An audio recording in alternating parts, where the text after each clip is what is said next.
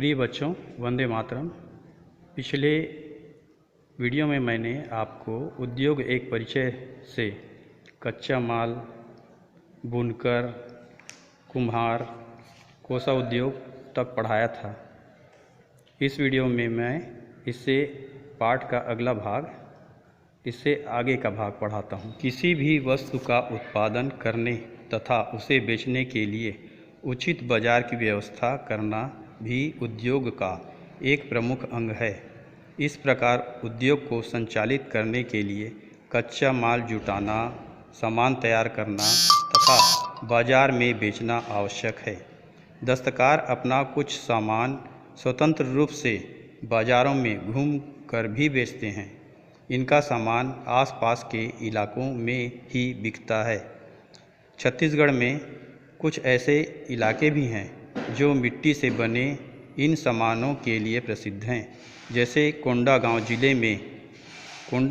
रायपुर जिले में रायपुर नगर के पास खारून नदी के किनारे रायपुरा ग्राम तथा महासमुंद में बरोंडा बाजार एवं इनके अतिरिक्त बिलासपुर, जांजगीर चांपा, रायगढ़ आदि जिलों के गांव में भी मिट्टी के सामान बनाए जाते हैं।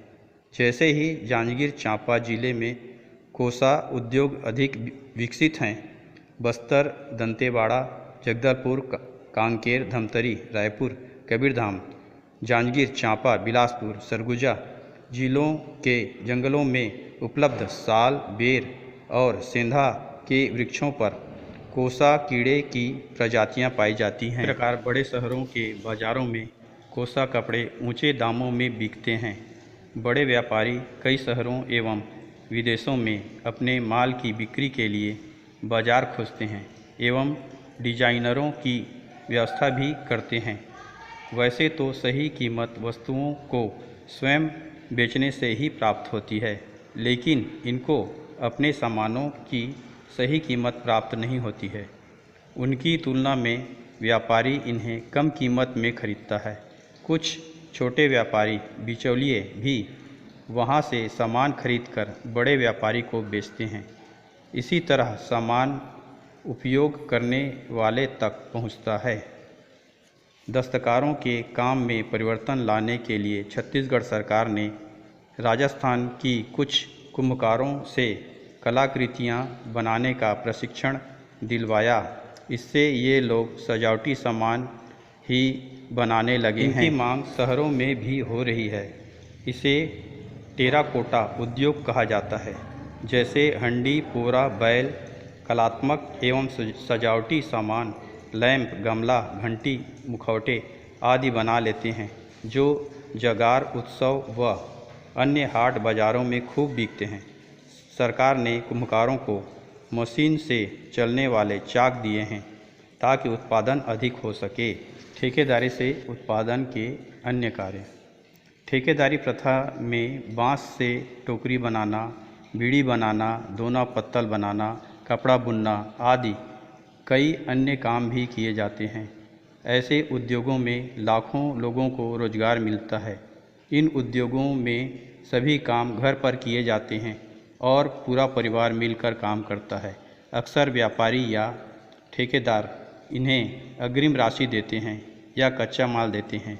उन्हें तैयार वस्तु के लिए मजदूरी मिलती है, लेकिन इस व्यवस्था की सबसे बड़ी कमी यह है कि इस काम में लगे परिवारों को अपनी मेहनत का उचित मूल्य नहीं मिल पाता। इसके विपरीत ठेकेदारी प्रथा में बड़े व्यापारी के लिए दो तरह से सुविधाएं हैं।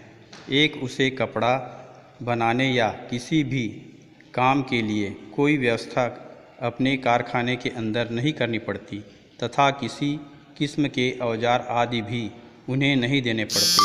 दूसरा, कारखाने में रखे गए मजदूरों को फैक्ट्री कानून के नियमों के अनुसार वेतन एवं अन्य सुविधाएं मिलने का हक बनता है। जबकि इस तरह ठेकेदारी प्रथा के अंदर काम करवाने में बड़े व्यापारी इन्हें अपना मजदूर मानने के लिए भी तैयार नहीं होते और फैक्ट्री कानून से बच जाते हैं। इस कारण मेहनत करने वाले दस्तकारों को कानून के तहत जो सुविधाएं मिलनी चाहिए उससे वे वंचित रह जाते हैं। बाज़ार व्यवस्था। बाज़ार से बहुत सी वस्तुएं खरीदते हैं, जैसे चावल, दाल, सब्जियां, पुस्तक, कापी, पेन, मंजन, बिस्किट, दूध आदि। आइए अब हम बाज़ार व्यवस्था को जानें। कुछ स्थानों पर साप्ताहिक बाज़ार, कुछ स्थानों पर स्थायी बाज़ार और कुछ स्थानों पर बड़े बड़े शॉपिंग कॉम्प्लेक्स होते हैं। हमने कोसा उद्योग के बारे में पढ़ा है। यहाँ हम कोसा से बनी वस्तुओं को विभिन्न बाज़ारों से होते हुए उपभोक्ता तक कैसे पहुँचता है, इसका अध्ययन करेंगे। कोसा के फल को छोटे व्यापारी खरीदते हैं और उसे बुनकर को धागा बनाने के लिए दे देते हैं। उनसे धागा बड़े व्यापारी खरीद कर वस्त्र बुनवाते हैं। बने वस्त्रों को थोक बाज़ार में भेजते हैं, वहाँ से फूटकर बाज़ार पहुँचता है और अंत में कोसा वस्त्र उपभोक्ता तक पहुँच जाता है। थोक बाज़ार। प्रत्येक शहर में थोक बाज़ार का एक क्षेत्र होता है जहाँ वस्तुएं पहले पहुँचती हैं तथा यहीं से वे अन्य व्यापारियों तक पहुँचती हैं। फुटकर खुदरा व्यापारी। अंतिम व्यापारी जो वस्तुएं उपभोक्ता को बेचता है। हमारे छत्तीसगढ़ में बने कोसे कपड़े की मांग स्थानीय बाज़ारों के अतिरिक्त प्रादेशिक एवं अंतर्राष्ट्रीय स्तर पर भी है। चेन्नई, बेंगलुरु, नागपुर, भोपाल आदि स्थानों में छत्तीसगढ़ के कोसा कपड़े की दुकानें हैं। इसी तरह भारत के बाहर जर्मनी, फ्रांस, चाइना, मलेशिया जैसे लगभग 38 देशों से इन कपड़ों का व्यापार किया जाता है। बच्चों, यह पाठ यहीं समाप्त होता है। अब अगले पाठ अगले वीडियो में।